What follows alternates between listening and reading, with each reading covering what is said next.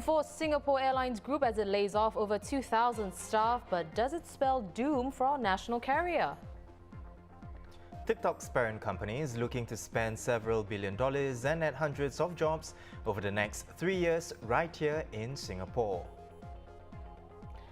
From dining with fish to fabulous dim sum and nasi lemak, some ideas on where to go for a nice meal on Live's Food Picks. It's 5:30 p.m. here in Singapore. You're watching The Big Story. I'm Olivia Quaid. And I'm Haryanto Diman. Now we are coming to you live from the Straits Times newsroom. You can subscribe to the Straits Times channel so you never miss a single episode.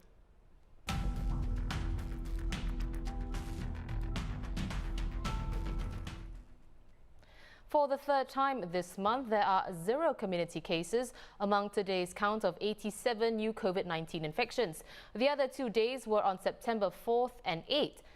There are 14 imported cases reported today, though. They've been placed on stay-home notices upon arrival in Singapore. And the Health Ministry will share more details tonight. Malaysia's Health Ministry is looking at the possibility of fully reopening the Malaysia-Singapore border for daily commuters in January. Health Minister Adam Baba said today that the recovery movement control order period over the next 4 months would be an important time for the country as it would determine if it is possible to fully reopen the border with Singapore. He added during this time a more systematic approach would be taken in areas like border control, physical distancing and the use of personal protective equipment. The ministry is also looking at doubling its capacity in swabbing travellers for COVID-19 under the current reciprocal green lane and periodic commuting arrangement plans. First China, then Malaysia, and now Japan. Singapore and Japan are set to launch a green lane for essential business travel next Friday, September 18th. Called the Business Track, it will allow the safe resumption of cross-border travel and business exchanges with the necessary public health safeguards in place, like pre-departure and post-arrival testing, as well as the need to adhere to a controlled itinerary for the first 14 days in the receiving country. Operational details will be published on the website of Japan's Ministry of Foreign Affairs and Singapore's Safe Travel website on September 18th. The homeowner who hosted an unlawful gathering in his Sengkang flat during the circuit breaker was fined $5,000 by a district court today. Leong Chi Man pleaded guilty to an offence under the COVID-19 Temporary Measures Act. 11 people linked to the case, including Leong's former fiancée, Cassie Ong Shi Hong, were dealt with in court last month. Ong, who co-hosted the gathering, was sentenced to a fine of $4,000 on August 26. On to other local news. The Singapore Airlines Group yesterday announced its first retrenchment exercise since the COVID-19 crisis hit, affecting 2,400 staff. This was after recruitment freeze, natural attrition and the take-up of voluntary departure schemes were taken into account. In total, around 4,300 positions will be cut across its airlines. The airline said the decision for the layoffs was taken in light of the long road to recovery for the global airline industry, as well as the urgent need for its airlines to adapt to an uncertain future. SIA Group expects to operate at less than 50% of its capacity at the end of the financial year in March next year. Right now, it's working with Singapore-based unions to finalize the arrangements for affected staff. Following SIA's announcement, Transport Minister Ong Ye Kung said in a Facebook post that the government will work with NTUC and industry partners to help place the affected workers in new jobs. It will also help them transition to other industries or enroll them in suitable industry attachments and traineeship programs. We're now joined by the Straits Times news editor Karamjit Kaur. Karamjit, Singapore Airlines, our country's icon and pride. Now, it's been widely touted to be one of the best airlines in the world as well. What is the impact of this retrenchment exercise on SIA's brand and image, as well as Singapore overall? Right. I don't think, if you talk about SIA's brand and image, there will be much of an impact, to be quite honest. And I think if you want to talk about brand and image, also to some extent depends on whose perspective you're looking at, right? So we're talking about customers, or you're talking about investors, and then you also want to talk about staff. So I think as far as customers are concerned, everyone understands that the aviation industry is really going through a turmoil, the worst crisis that has ever hit. SQ is not the only carrier that has decided to cut jobs. If you look at all the major airlines in the world, whether it's Emirates, Qatar, carriers in the US, carriers in Europe, everyone has either cut jobs or have announced that they are planning to do so. So will this impact SIA's brand and image in the eyes of consumers and customers? I don't think so. If you talk about investors, for example, they might actually see this as a prudent move by the airline. You got to be financially responsible, and by cutting headcount at a time when you really have almost no business, that makes financial sense. As far as staff is concerned, we had the announcement yesterday, of course, that they've made 4,300 positions redundant, but not only, but 2,400 staff affected. Now they will find out about this, slowly, progressively over the next 2 weeks or so. So I think how SIA conducts itself during this retrenchment exercise, that's going to really make some difference as far as staff is concerned. You have to let go of people. Do it in a dignified way, and so those are the three groups of people that we sort of need to look at. Right. Well, Kram, unlike other countries' national carriers as well, there's no domestic market that SIA can depend on to kickstart its recovery. And it remains to be seen, of course, when international travel can resume. So, does this spell doom for our national carrier? Okay, doom is too strong a word. I would use the word gloom to describe the situation that SIA is in. The fact that Singapore has no domestic market, clearly that's going to put SIA at a disadvantage when you compare to other carriers that have domestic markets, and it's essentially because to a large extent how fast SIA can recover, how quickly it can put more flights into the skies, depends almost entirely on how quickly other countries choose to reopen their borders with Singapore. So so much of it is out of SIA's hands. If you look at what the Singapore government is doing, there is a lot of initiative to introduce green lanes, for example, between Singapore and other countries. There was an announcement just this morning that Singapore and Japan has signed a deal, and they're looking to launch a green lane for essential business and official travelers. We've had similar arrangements with China, for example.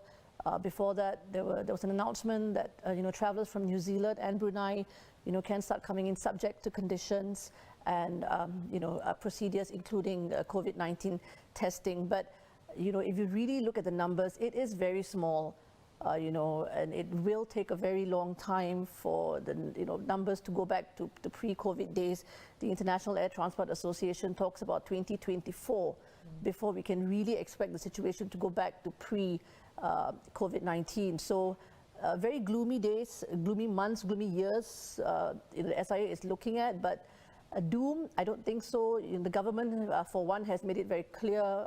Deputy Prime Minister Heng Swee Keat said in Parliament not too long ago that Singapore will not allow SIA to fall, to collapse, because so much of the Singapore Air Hub depends on the national carrier, and the Singapore Air Hub supports so many jobs, so many sectors, whether it's aviation, whether it's tourism, manufacturing, the financial services, everything else. That said, Karam, how then do you think SIA can remain viable in this unpredictable landscape? Now, we understand that the airline will operate a smaller fleet for a reduced network, for example.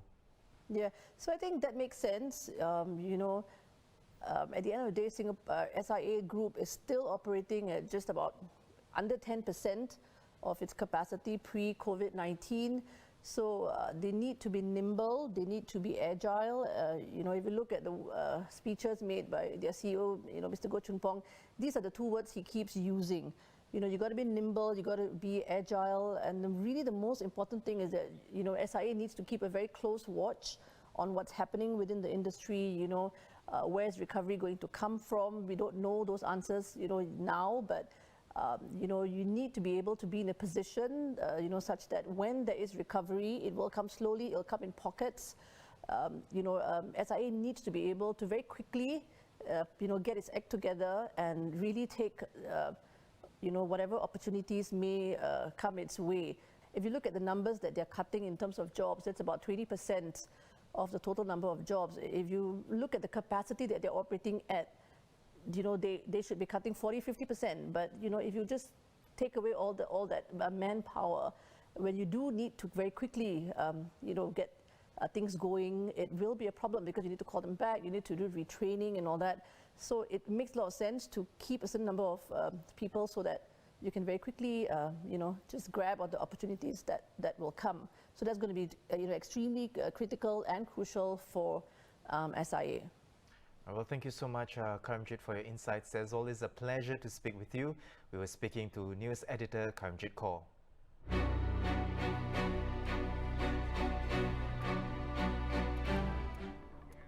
Let's take a quick look at the global headlines. TikTok's Chinese owner ByteDance is planning to make Singapore its beachhead for the rest of Asia as part of its global expansion. Now this according to people familiar with the matter.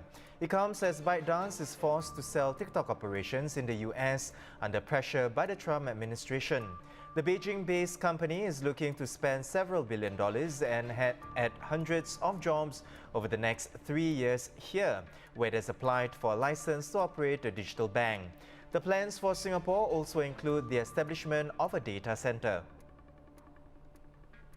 The newest COVID-19 vaccine candidate to start human testing is the first where volunteers won't get a painful injection. Instead, they'll receive a spray through the nose. China has approved phase 1 human testing for the nasal spray vaccine co-developed by researchers at Xiamen University and Hong Kong University, as well as by vaccine maker Beijing Wantai Biological Pharmacy Enterprise. Intranasal spray has previously been developed as a vaccine for the flu, and this is the 10th candidate from China to proceed to the crucial stage of human testing. U.S. Democratic presidential nominee Joe Biden will be in New York and Pennsylvania today to commemorate the 19th anniversary of the September 11 terrorist attacks. Mr. Biden and his wife will attend the National September 11 Memorial and Museum's commemoration ceremony before traveling to Shanksville, Pennsylvania, where they'll pay their respects to the victims of Flight 93, the hijacked plane that crashed into the field after passengers fought back. Meanwhile, US President Donald Trump and First Lady Melania are expected to attend the memorial service in Shanksville in the morning. And in tennis, Victoria Azarenka came from a set down to stun Serena Williams in a 3-set thriller to reach the US Open final, where she'll face Naomi Osaka. It will be Azarenka's first appearance in the final of a Grand Slam since Williams beat her in the US Open final, but back in 2013. Well, the weekend is upon us, and Haryanto, I don't know about you, but whenever the weekend rolls around, do you have trouble finding somewhere to eat? I don't actually, because I'm always Lucky home. Oh, you're always home? Okay, but I have to say though that this week I have plans. On Sunday I'm going to be at the zoo, so I'm quite excited what food there is, because I think there is like quite a special cafe, I think, at the zoo. I haven't been in ages, I have no idea. So if you're going to be at the zoo, I'll see you at the zoo. That's right. Well, if you're like me and you find yourself, always stumped for where to eat when the weekend comes around, check these places out. Now, there's this one in particular. Look familiar. Well, it is the Open Ocean Habitat exhibit at the Sea Aquarium, but it's been transformed into a dinner venue for aqua gastronomy. From Fridays to Tuesdays, the area is set up with tables under dome-shaped pots, light with blue fairy lights to create a magical underwater effect. And guests can enjoy a 4-course seafood dinner. Well, that's just one of the places highlighted in this week's Food Picks. So we have some very delicious eats to hear about with the Straits Times' food critic, Wong Ah Yoke. So Ah Yoke, we want to hear first about your dining experience at Aqua Gastronomy. How was it, aside from the food, of course? Okay, Aqua Gastronomy is this new concept by Resorts World Sentosa. It's actually held inside the Southeast Asia Aquarium. in front of the, at the end of the aquarium, you have this huge tank of fishes. Yes, of course. So the dining tables are set just in front of the tank. So while you're dining, you actually get to enjoy the fish swimming around. And they have set up the place really beautifully. So for me, it's not just about the food, it's the whole experience. It's really quite magical because they set up tables under these dome-like structures and the fairy lights. So you get the feeling that you're a bit underwater, which is the idea that they're going for. And what about the food? I would imagine, having the food under that romantic setting. Romantic, Yeah. magical. Yes, Would be quite it's nice. Very romantic. Yeah, it's a seafood dinner. It's 4 courses and use sustainably sourced seafood. So you get dishes with scallops, with fish. Yeah, just seafood, and it's done really quite interesting because they have some visual effects as well. I won't spoil the surprise for you. You have to go and experience it yourself. But imagine something very visual. So it's not just about the taste. And during the show, actually, you get a bit of a performance because they get divers to go into the tank and feed the fishes. So you see the rays like all coming up to the food. Yeah, it's quite fun. It's very romantic. But then if you are going with kids, I think that the children will love it too. I'm pretty sure it's a multi-sensory experience. Yeah, sounds like right? it for sure. Yeah, Yeah. with the Yes. food and then what you can see, and I suppose it's just a whole. It's a very wholesome experience. Now, in your story, of course, you mentioned aqua gastronomy. You mentioned Madame Fan, OSG Music Bar and Kitchen, Spice Brazier as well. Why did you handpick these 4 restaurants? Okay, the first criteria, of course, the food must be good, right? Yeah, because we always just want to know where to find good food. And also, some of these places, I also picked them because they are very good value for money. For example, the a la carte buffet at Park Royal at Kitchener Road. It's this restaurant called Spice Brasserie.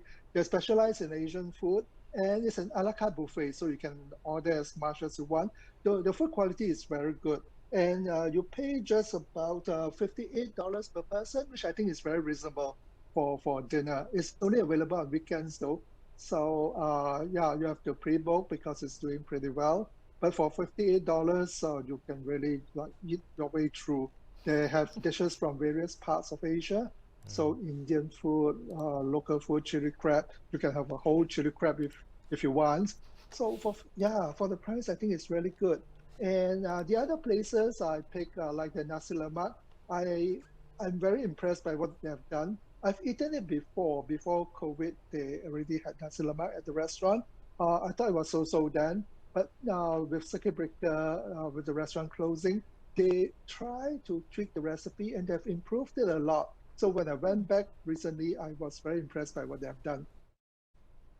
Well, thanks very much, Ah Yoke. Enjoy your weekend, of course. We've been speaking to food critic for the Straits Times, Wong Ah Yoke. For ideas on how to spend your weekend, you can check out the Straits Times live picks. And of course, for more news and videos, visit straitstimes.com and subscribe to our YouTube channel by hitting the red button below. Once again, I'm Haryanto Diman with Olivia Koe. Have a good weekend and we'll see you on Monday.